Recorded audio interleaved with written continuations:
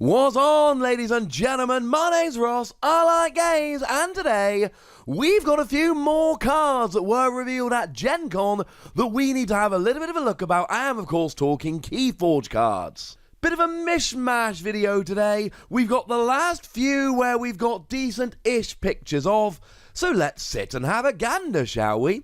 And we're going to start off with a Brobnar creature that probably should have gone in yesterday's video. Having said that, come on.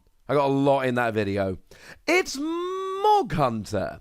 This was revealed on the official website a few days ago, and it is a 6-power creature with no armor. So, kind of fits a Brobnar profile. Very powerful, not much armor. And it's got a fight skill, deal 2 damage to a flank creature.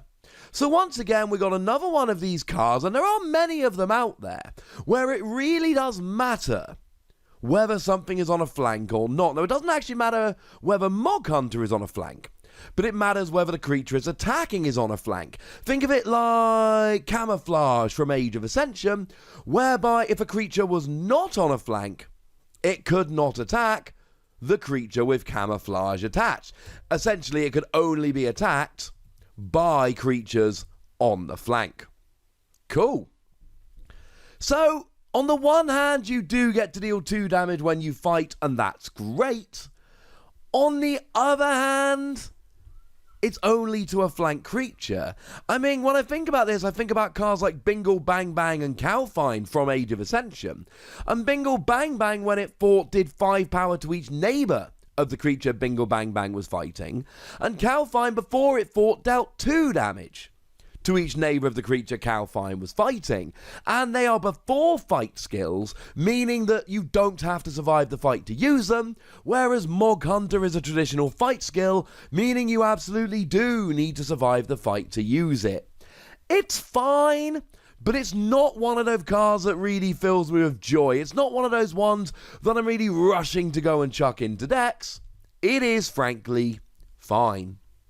Now, we have had a couple of Shadows cards revealed, though we do not have the best image of Whisper.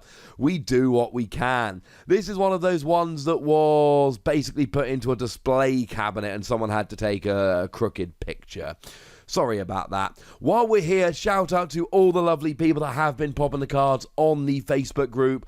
Brad Minig, Ludovic Orban, everyone who's been absolutely lovely in helping me get a look at these cards. So Whisper then. It is a 3-power creature, no armor, but it does have elusive. You got to attack it twice to take it down. The first attack each turn to it does nothing. And it's got an action, lose 1 amber. If you do, destroy a creature. Now, that does not sound like Shadows.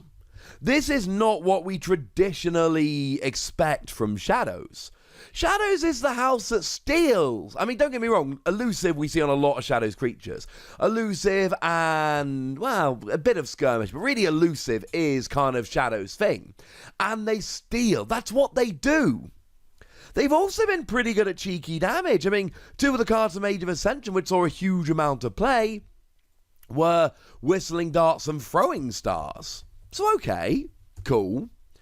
But here you've got to lose an amber. I mean, people play Bumpsy just to make their opponents lose an amber. That's what makes Bumpsy a pretty good card. So, I'm not loving the losing the amber, but I am loving destroy a creature. And what I'm loving here is, it's just destroy a creature. So something like Lollop the Titanic that's sitting there with 11 power, gone. Something like Collector Worm, which has got 5 armor and is super annoying, is gone. Something like Sir Marrows, which captures all the amber that you reap, and frankly might end up stealing a whole lot of it. It's gone. They're all gone. It is an instant destroy of any creature, and for that, I love it. I just don't love losing amber.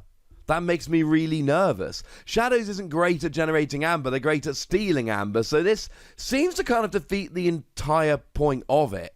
I mean, to be fair, we did have Life for a Life with Shadows in Age of Ascension, where you sacrificed a creature to deal 6 damage, but that at least gave you an amber bonus. And it was great with something like Brend the Fanatic. So, I can see uses for Whisper, But again, I'm not bowled over here. Well, how about Hugger Mugger? This is another one that was revealed on the official website in a, let's say, a collage, a montage of new cards. It is a 3-power creature, doesn't have any armor, but, you know, armor's just not something we really expect from Shadows.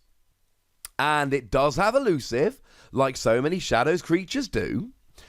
And it reads, when you play it, you may capture an amber. If your opponent has more forged keys than you, steal one. Now, it doesn't say steal one instead, ergo you get to steal one and capture one. Unlike the other 2 cards we've looked at, I'm a big fan of Hugger Mugger. Incidentally, we have had another image shown. This was another one of those ones that was put in the cases, so we do know it is a play, even though that's kind of covered on the other image. This is nice. Capturing an amber is good. Now, don't get me wrong, it's no old Bruno or Charette that when you play captures free, they are phenomenal. And old Bruno is a Shadows creature. But capturing one is fine. Capturing one still stops your opponent forging a key next turn, or at the very least, makes it more difficult for them to do so. And you've still got the fact that you might steal one as well. I mean, if you're behind in the game, if your opponent's got more keys forged than you, then you're capturing an amber and stealing an amber. I'm alright with that. That seems pretty annoying to my opponent, and anything that's annoying to them seems quite alright by me. Now, there is one untamed card we need to have a little bit of a look at, and it is Giant Gnawbill. Shout out to the people who posted these up on Reddit. Again, not the easiest picture we've ever had, but we do what we can with what we have. It is a 5-power creature with no armor, so it's got a bit of power behind it. And it reads, after a player chooses an active house, that player destroys an artifact of that house. This I absolutely adore. This is a phenomenal card, which is going to help a whole bunch of people a whole lot.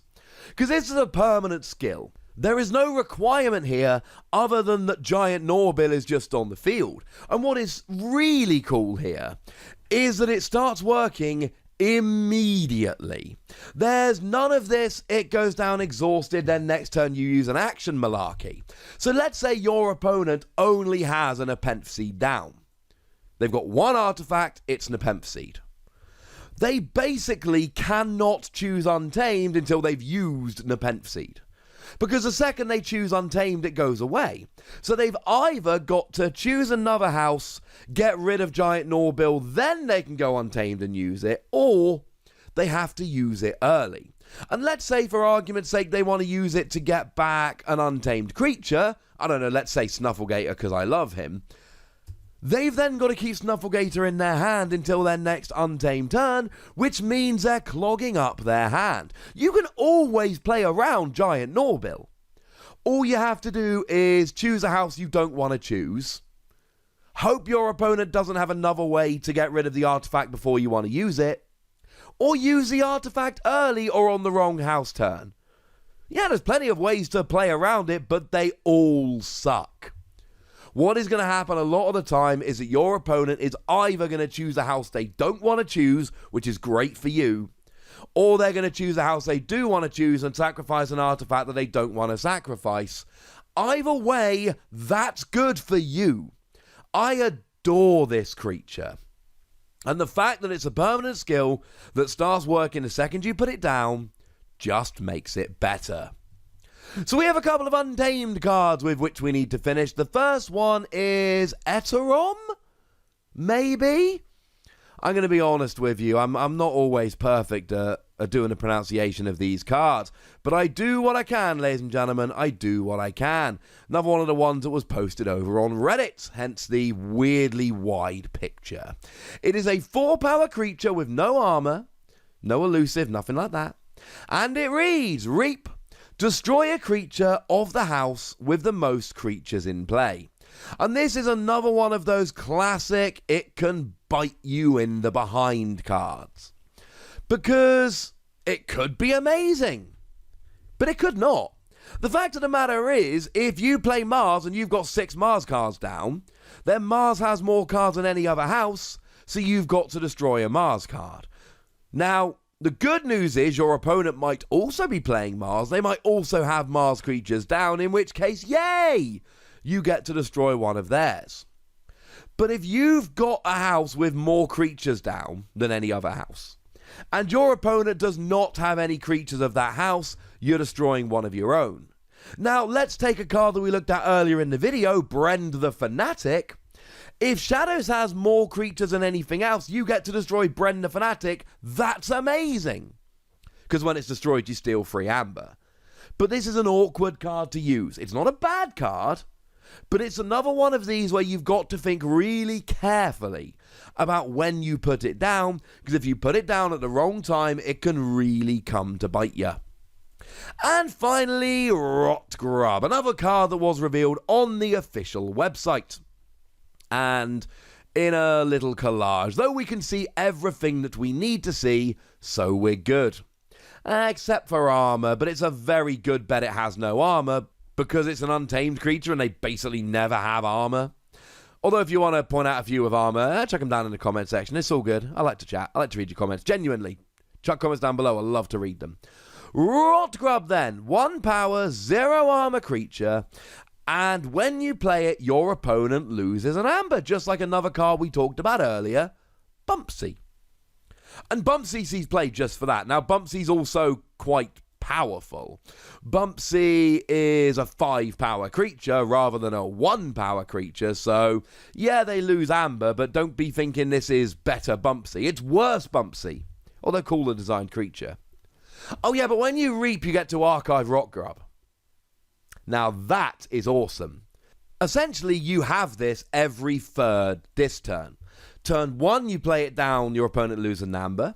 Turn 2, it becomes unexhausted, you reap to archive it while gaining an amber. This turn 3, you get it out the archive and play it down. And alright, it's every third this turn, but that's still kinda cool. You're still reusing it. Bumpsy might come down, get destroyed, and never come back. And the alternative is that your opponent destroys it. It is a 1 power creature with no elusive after all. But then if they do, then it's in your discard pile, and when your deck runs out, you shuffle your discard pile, it becomes your deck. Oh, look. Now you've got Rotgrub back again. It makes your opponent lose amber. It means they're further away from being able to forge a key. I'm all in favour. So there we go, ladies and gentlemen. Those are the new cards for now. You know the deal. As soon as new cards are revealed, I will be there for you, because that's just the kind of guy I am. For now, tell me what you think about these in the comment section. Go nuts, be nice, and then make sure you like this video, subscribe to this channel, and follow me on Twitter at the Wossy, where we talk about games like Keyforge and anything else that takes my fancy. But by far the most important thing, as always, look after yourselves till next time. Thank you very much for watching. My name's Ross, and you've been watching Wossy Plays.